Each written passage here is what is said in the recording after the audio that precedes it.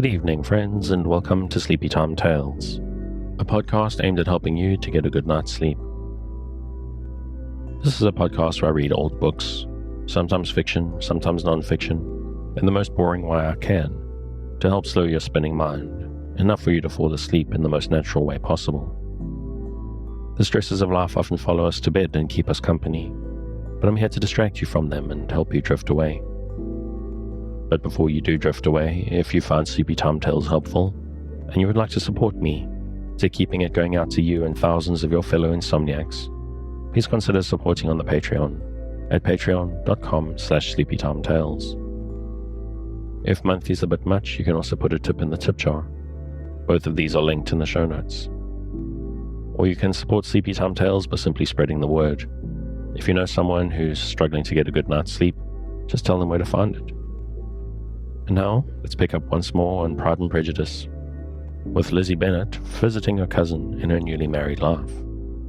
So snuggle down, close your eyes, breathe deeply, and listen closely as I lead you down the path to sleep.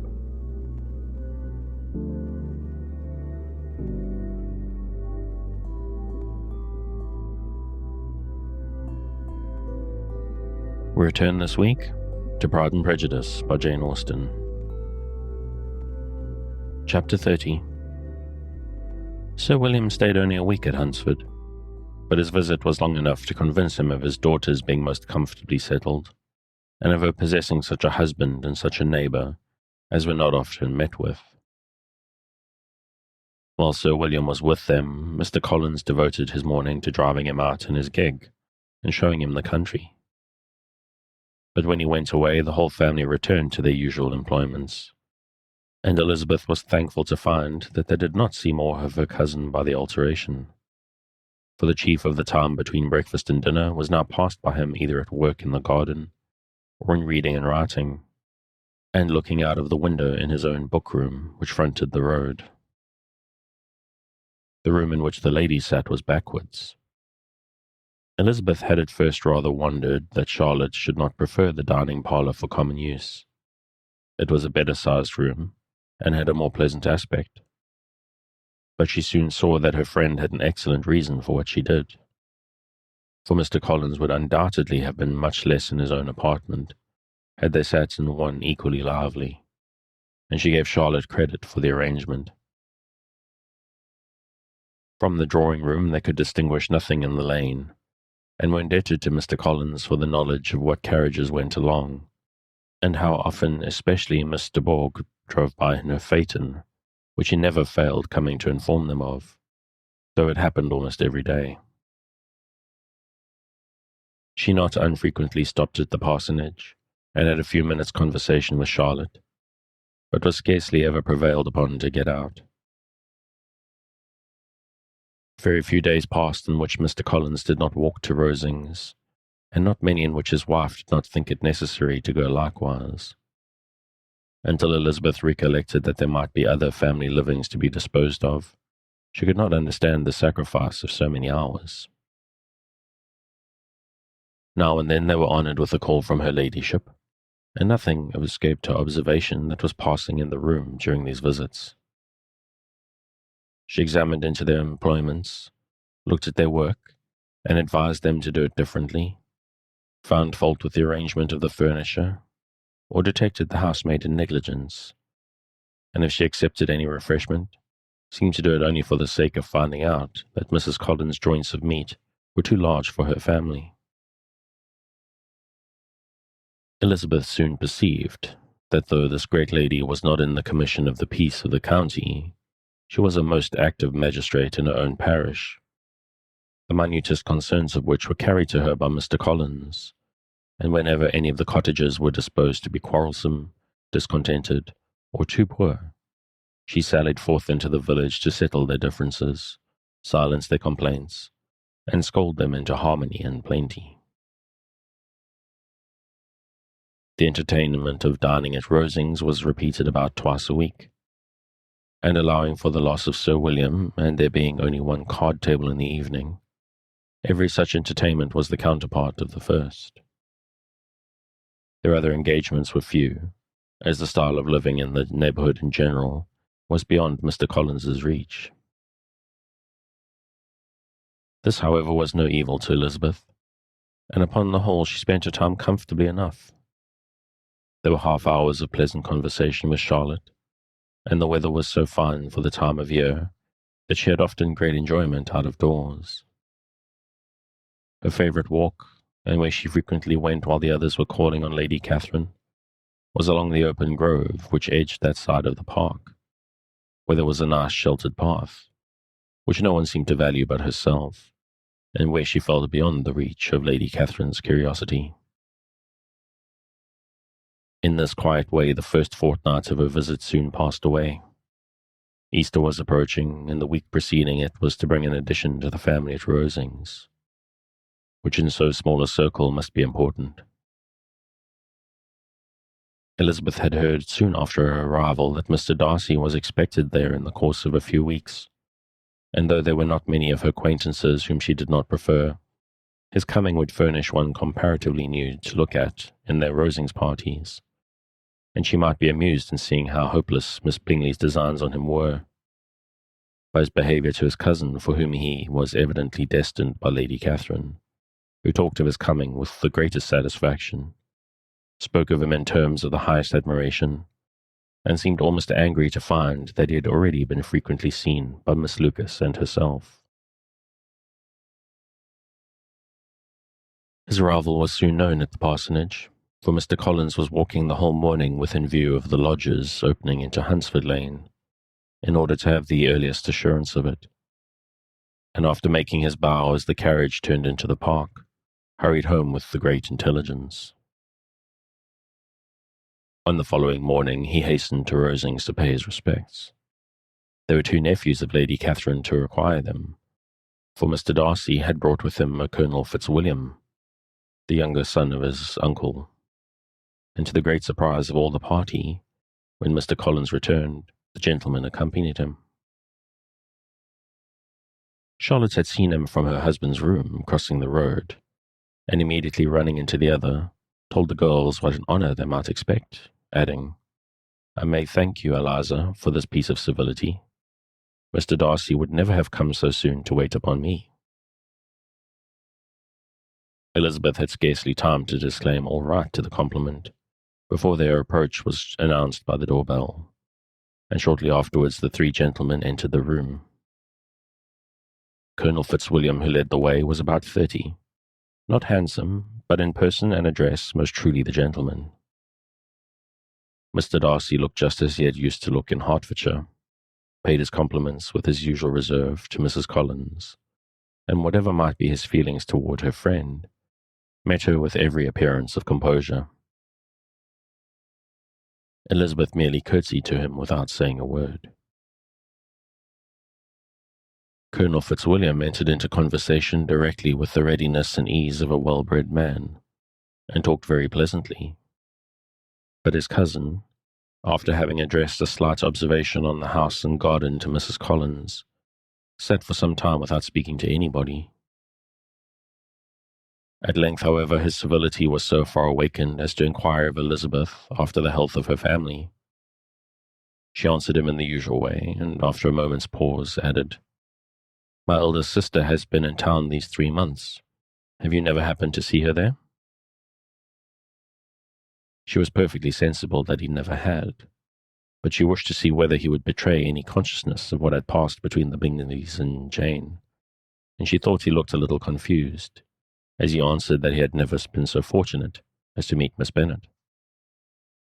The subject was pursued no further, and the gentlemen soon afterwards went away.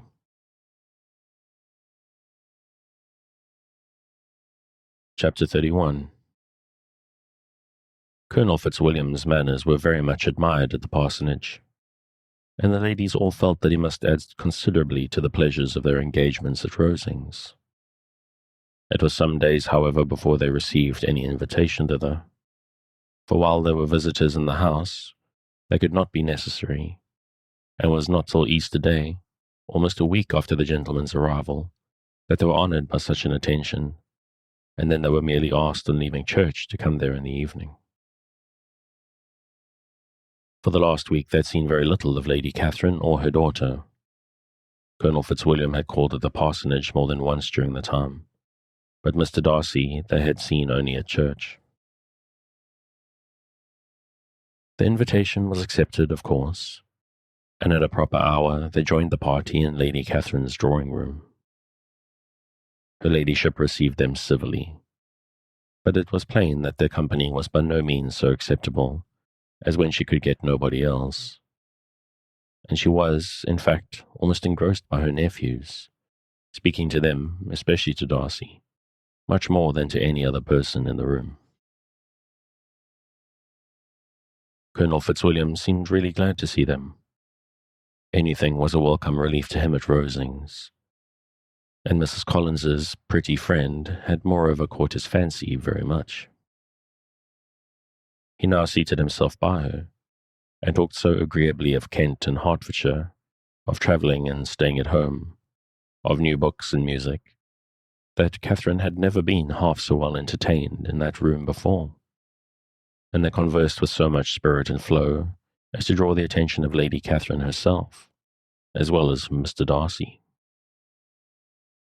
His eyes had been soon and repeatedly turned towards them with a look of curiosity, and that her ladyship, after a while, shared the feeling, was more openly acknowledged, for she did not scruple to call them out. "What is that you are saying, Fitzwilliam? What is it you are talking of? What are you telling Miss Bennet? Let me hear what it is." "We are speaking of music, madam," said he, when no longer able to avoid a reply. "Of music? Then pray speak aloud. It is of all subjects my delight. I must have my share in the conversation if you are speaking of music. There are few people in England, I suppose, who have more true enjoyment of music than myself, or a better natural taste. If I had ever learned, I should have been a great proficient, and so would Anne, if her health had allowed her to apply. I am confident that she would have performed delightfully. How does Georgiana get on, Darcy?" Mr. Darcy spoke with affectionate praise of his sister's proficiency. "I am very glad to hear such a good account of her," said Lady Catherine, "and pray tell her from me that she cannot expect to excel if she does not practice a good deal." "I assure you, madam," he replied, "that she does not need such advice. She practices very constantly." "So much the better. It cannot be done too much. And when I next write to her, I shall charge her not to neglect it on any account. I often tell young ladies that no excellence in music is to be acquired without constant practice. I've told Miss Bennet several times that she will never play really well unless she practices more. And though Mrs. Collins has no instrument, she is very welcome, as I've often told her, to come to Rosings every day and play on the pianoforte in Mrs. Jenkinson's room. She would be in nobody's way, you see, in that part of the house." Mr. Darcy looked a little ashamed of his aunt's ill-breeding and made no answer. When the coffee was over, Colonel Fitzwilliam reminded Elizabeth of having promised to play to him, and she sat down directly to the instrument. He drew a chair near her. Lady Catherine listened to half a song, and then talked, as before, to her other nephew, till the latter walked away from her, and making with his usual deliberation towards the pianoforte, stationed himself so as to command a full view of the fair performer's countenance. Elizabeth saw what he was doing, and at the first convenient pause, turned to him with an arch smile and said, "Do you mean to frighten me, Mr. Darcy, by coming in all this state to hear me? I will not be alarmed, though your sister does play so well. There is a stubbornness about me that can never bear to be frightened at the will of others. My courage always rises at every attempt to intimidate me." "I shall not say you are mistaken," he replied, "because you could not really believe me to entertain any design of alarming you, and I have had the pleasure of your acquaintance long enough to know that you have found great enjoyment in occasionally professing opinions which are in fact not your own." Elizabeth laughed heartily at this picture of herself, and said to Colonel Fitzwilliam, "Your cousin will give you a very pretty notion of me, and teach you not to believe a word I say. I am particularly unlucky in meeting with a person so able to expose my real character, in a part of the world where I had hoped to pass myself off with some degree of credit. Indeed, Mr. Darcy, it is very ungenerous of you to mention all that you knew to my disadvantage in Hertfordshire, and give me leave to say, very impolitic too, for it is provoking me to retaliate, and such things may come out as will shock your relations to hear. I am not afraid of you, said he smilingly. Pray let me hear what you have to accuse him of, cried Colonel Fitzwilliam. I should like to know how he behaves among strangers. You shall hear then, but prepare yourself for something very dreadful. The first time of my ever seeing him in Hertfordshire, you must know, was at a ball. And at this ball, what do you think he did? He danced only 4 dances, though gentlemen were scarce, and to my certain knowledge, more than any one young lady was sitting down in want of a partner.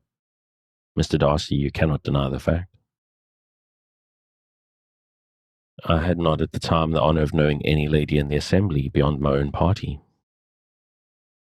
True, and nobody can ever be introduced in a ballroom. Well, Colonel Fitzwilliam, what do I play next? My fingers wait your orders. Perhaps, said Darcy, I should have judged better, had I sought an introduction, but am ill qualified to recommend myself to strangers. Shall we ask your cousin the reason of this, said Elizabeth, still addressing Colonel Fitzwilliam. Shall we ask him why a man of sense and education, and who has lived in the world, is ill qualified to recommend himself to strangers? I can answer your question, said Fitzwilliam, without applying to him. It is because he will not give himself the trouble. I certainly have not the talent which some people possess, said Darcy, of conversing easily with those I have never seen before. I cannot catch their tone of conversation, or appear interested in their concerns, as I often see done. My fingers, said Elizabeth, do not move over this instrument in the masterly manner which I see so many women's do. They have not the same force or rapidity, and do not produce the same expression. But then I have always supposed it to be my own fault, because I will not take the trouble of practicing. It is not that I do not believe my fingers as capable as any other woman's of superior execution. Darcy smiled and said, You are perfectly right. You have employed your time much better. No one admitted to the privilege of hearing you can think anything wanting. We neither of us perform to strangers. Here they were interrupted by Lady Catherine, who called out to know what they were talking of. Elizabeth immediately began playing again. Lady Catherine approached, and after listening for a few minutes, said to Darcy, Miss Bennet would not play at all amiss if she practised more, and could have the advantage of a London master. She has a very good notion of fingering, although her taste is not equal to Anne's. Anne would have been a delightful performer had her health allowed her to learn. Elizabeth looked at Darcy to see how cordially he assented to his cousin's praise, but neither at that moment nor at any other could she discern any symptom of love, and from the whole of his behaviour to Mr. Borg, she derived the comfort for Miss Bingley that he might have been just as likely to marry her had she been his relation. Lady Catherine continued her remarks on Elizabeth's performance, mixing with them many instructions on execution and taste. Elizabeth received them with all the forbearance of civility, and at the request of the gentleman, remained at the instrument till her ladyship's carriage was ready to take them all home. Chapter 32.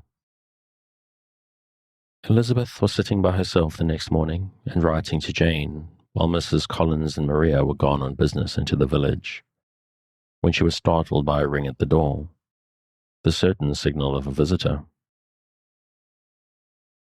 As she had heard no carriage, she thought it not unlikely to be Lady Catherine, and under that apprehension was putting away her half-finished letter, that she might escape all impertinent questions, when the door opened, and to her very great surprise, Mr. Darcy, and Mr. Darcy only, entered the room.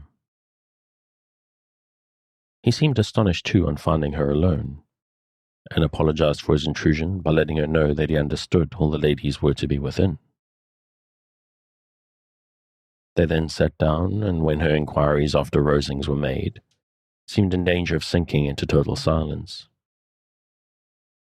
It was absolutely necessary, therefore, to think of something, and in this emergence recollecting when she had seen him last in Hertfordshire, and feeling curious to know what he would say on the subject of their hasty departure, she observed, "How very suddenly you all quitted Netherfield last November, Mr. Darcy. It must have been a most agreeable surprise to Mr. Bingley to see you all after him so soon, for if I recollect right, he went but the day before. He and his sisters were well, I hope, when you left London?" "Perfectly so, I thank you." She found that she was to receive no other answer, and after a short pause added, "I think I understood that Mr. Bingley has not much idea of ever returning to Netherfield again." "I've never heard him say so, but it is probable that he may spend very little of his time there in the future. He has many friends, and is at a time of life when friends or engagements are continually increasing. If he means to be but little at Netherfield, it would be better for the neighbourhood that he should give up the place entirely, for then we might possibly get a family settled there. But perhaps Mr. Bingley did not take the house so much for the convenience of the neighbourhood as for his own, and we must expect him to keep it or quit it on the same principle." "I should not be surprised," said Darcy, "if he were to give it up as soon as any eligible purchase offers." Elizabeth made no answer. She was afraid of talking longer of his friend, and having nothing else to say was now determined to leave the trouble of finding a subject to him. He took the hint, and soon began with, "This seems a very comfortable house. Lady Catherine, I believe, did a great deal to it when Mr. Collins first came to Hunsford." "I believe she did, and I'm sure she could not have bestowed her kindness on a more grateful object. Mr. Collins appears to be very fortunate in his choice of a wife." "Yes, indeed. His friends may well rejoice in his having met with one of the few sensible women who would have accepted him, or made him happy if they had. My friend has an excellent understanding, though I'm not certain that I consider her marrying Mr. Collins as the wisest thing she ever did. She seems perfectly happy, however, and in a prudential light, it is certainly a very good match for her.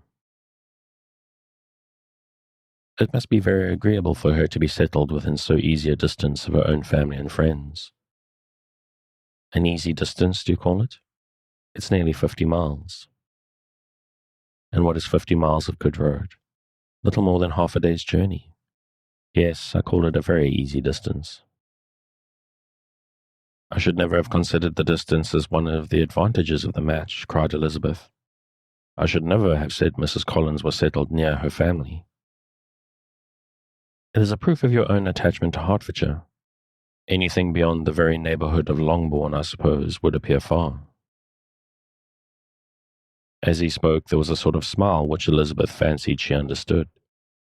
He must be supposing her to be thinking of Jane and Netherfield, and she blushed as she answered, "I do not mean to say that a woman may not be settled too near her family. The far and near must be relative, and depend on many varying circumstances. Where there is fortune to make the expenses of travelling unimportant, distance becomes no evil. But that is not the case here. Mr. and Mrs. Collins have a comfortable income, but not such a one as will allow of frequent journeys, and I am persuaded my friend would not call herself near her family under less than half the present distance." Mr. Darcy drew his chair a little towards her and said, "You cannot have a right to such a very strong local attachment. You cannot have been always at Longbourn." Elizabeth looked surprised. The gentleman experienced some change of feeling. He drew back his chair, took a newspaper from the table, and glancing over it, said in a colder voice, "Are you pleased with Kent?" A short dialogue on the subject of the country ensued, on either side calm and concise, and soon put an end to by the entrance of Charlotte and her sister, just returned from her walk. The tete-a-tete surprised them. Mr. Darcy related the mistake which had occasioned his intruding on Miss Bennet, and after sitting a few minutes longer without saying much to anybody, went away. "What can be the meaning of this?" said Charlotte, as soon as he was gone. "My dear Eliza, he must be in love with you, or he had never called on us in this familiar way." But when Elizabeth told of his silence, it did not seem very likely, even to Charlotte's wishes, to be the case. And after various conjectures, they could at last only suppose his visit to proceed from the difficulty of finding anything to do, which was the more probable from the time of year. All field sports were over. Within doors there was Lady Catherine, books, and a billiard table. But gentlemen cannot always be within doors, and in the nearness of the parsonage, or the pleasantness of the walk to it, or of the people who lived in it, the two cousins found a temptation from this period of walking thither almost every day. They called at various times of the morning, sometimes separately, sometimes together, and now and then accompanied by their aunt. It was plain to them all that Colonel Fitzwilliam came because he had pleasure in their society, a persuasion which of course recommended him still more, and Elizabeth was reminded by her own satisfaction in being with him, as well as by his evident admiration of her former favourite, George Wickham. And though, in comparing them, she saw there was less captivating softness in Colonel Fitzwilliam's manners, she believed he might have the best informed mind. But why Mr. Darcy came so often to the parsonage, it was more difficult to understand. It could not be for society, as he frequently sat there 10 minutes together without opening his lips, and when he did speak, it seemed the effect of necessity rather than of choice, a sacrifice to propriety, not a pleasure to himself. He seldom appeared really animated. Mrs. Collins knew not what to make of him. Colonel Fitzwilliam's occasionally laughing at his stupidity proved that he was generally different, which her own knowledge of him could not have told her, and as she would have liked to have believed, this changed the effect of love, and on the object of love, her friend Eliza, she set herself seriously to work to finding it out. She watched him whenever they were at Rosings, and whenever he came to Hunsford, but without much success. He certainly looked at her friend a great deal, but the expression of that look was disputable. It was an earnest, steadfast gaze, but she often doubted whether there were much admiration in it, and sometimes it seemed nothing but absence of mind. She had once or twice suggested to Elizabeth the possibility of his being partial to her, but Elizabeth always laughed at the idea, and Mrs. Collins did not think it right to press the subject, from the danger of raising expectations, which might only end in disappointment, for in her opinion, it admitted not of a doubt that all her friend's dislike would vanish if she could suppose him to be in her power. In her kind schemes for Elizabeth, she sometimes planned her marrying Colonel Fitzwilliam. He was beyond comparison the most pleasant man. He certainly admired her, and his situation in life was most eligible. But, to counterbalance these advantages, Mr. Darcy had considerable patronage in the church, and his cousin could have none at all. Chapter 33. More than once did Elizabeth, in her ramble within the park, unexpectedly meet Mr. Darcy. She felt all the perverseness of the mischance that should bring him where no one else was brought, and to prevent its ever happening again, took care to inform him at first that it was a favourite haunt of hers. How it could occur a second time, therefore, was very odd. Yet it did, and even a third. It seemed like wilful ill-nature, or voluntary penance, for on these occasions it was not merely a few formal inquiries and an awkward pause and then away, but he actually thought it necessary to turn back and walk with her. He never said a great deal, nor did she give herself the trouble of talking or of listening much. But it struck her in the course of their third rencontre that he was asking some odd, unconnected questions about her pleasure in being at Hunsford, her love of solitary walks, and her opinion of Mr. and Mrs. Collins's happiness, and that in speaking of Rosings and her not too perfectly understanding the house, he seemed to expect that whenever she came to Kent again, she would be staying there too. His words seemed to imply it. Could he have Colonel Fitzwilliam in his thoughts? She supposed if he meant anything, he must mean an allusion to what might arise in that quarter. It distressed her a little, and she was glad to find herself at the gate in the Pales opposite the parsonage. She was engaged one day as she walked, in perusing Jane's last letter, and dwelling on some passages which proved that Jane had not written in spirits, when, instead of being surprised again by Mr. Darcy, she saw on looking up that Colonel Fitzwilliam was meeting her. Putting away the letter immediately and forcing a smile, she said, "I did not know before that you ever walked this way." "I've been making a tour of the park," he replied, "as I generally do every year, and intend to close it with a call at the parsonage." "Are you going much further?" "No, I should have turned in a moment." And accordingly she did turn, and they walked towards the parsonage together.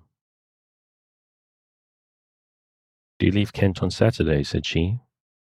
"Yes, if Darcy does not put it off again. But I'm at his disposal. He arranges the business just as he pleases." "And if not able to please himself in the arrangement, he has at least pleasure in the great power of choice." "I do not know anybody who seems more to enjoy the power of doing what he likes than Mr. Darcy." "He likes to have his own way very well," replied Colonel Fitzwilliam. "But so we all do. It is only that he has much better means of living it than many others, because he is rich, and many others are poor. I speak feelingly. A younger son, you know, must be inured to self-denial and dependence. In my opinion, the younger son of an earl can know very little of either. Now seriously, what have you ever known of self-denial and dependence? When have you been prevented by want of money from going wherever you choose, or procuring anything you had a fancy for? These are home questions, and perhaps I cannot say that I have experienced many hardships of that nature. But in matters of greater weight I may suffer from want of money. Younger sons cannot marry where they like, unless where they like women of fortune, which I think they very often do. Our habits of expense make us too dependent, and there are not many in my rank of life who can afford to marry without some attention to money." "Is this," thought Elizabeth, "meant for me?" And she coloured at the idea, but recovering herself, said in a lively tone, "And pray, what is the usual price of an earl's younger son? Unless the elder brother is very sickly, I suppose you would not ask above £50,000. He answered her in the same style, and the subject dropped. To interrupt a silence which might make him fancy her affected with what had passed, she soon afterwards said, "I imagine your cousin brought you down with him chiefly for the sake of having someone at his disposal. I wonder he does not marry, to secure a lasting convenience of that kind. But perhaps his sister does as well for the present, and as she is under his sole care, he may do what he likes with her."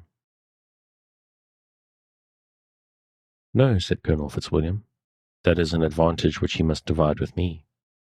I am joined with him in the guardianship of Miss Darcy." "Are you indeed? And pray what sort of guardians do you make? Does your charge give you much trouble?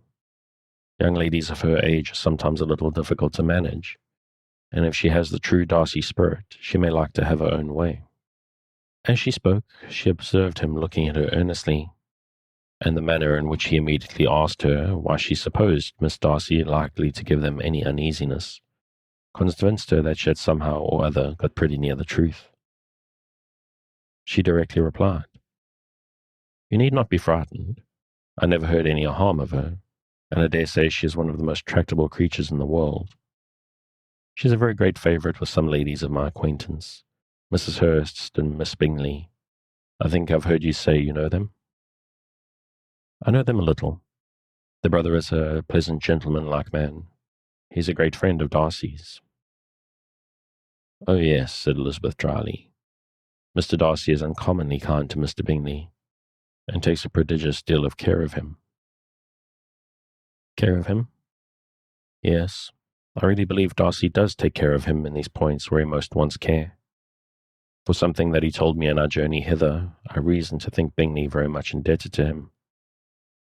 But I ought to beg his pardon, for I've no right to suppose that Bingley was the person meant. It was all conjecture. What do you mean? It is a circumstance which Darcy could not wish to be generally known, because if it were to get round to the lady's family, it would be an unpleasant thing. You may depend upon my not mentioning it. And remember that I have not much reason for supposing it to be Bingley. What he told me was merely this, that he congratulated himself on having lately saved a friend from the inconveniences of a most imprudent marriage, but without mentioning names or any other particulars, and only suspected it to be Bingley from believing him the kind of young man to get into a scrape of that sort, and from knowing them to have been together the whole of last summer. Did Mr. Darcy give you reasons for this inference?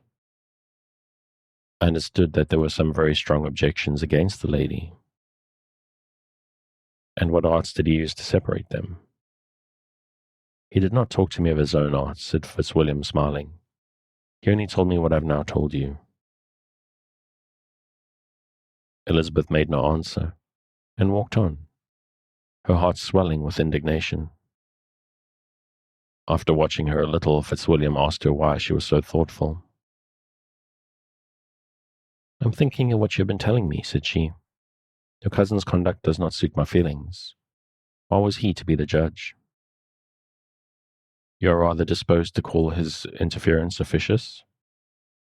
I do not see what right Mr. Darcy had to decide on the propriety of his friend's inclination, or why upon his judgment alone he was happy to direct in what manner his friend was to be happy.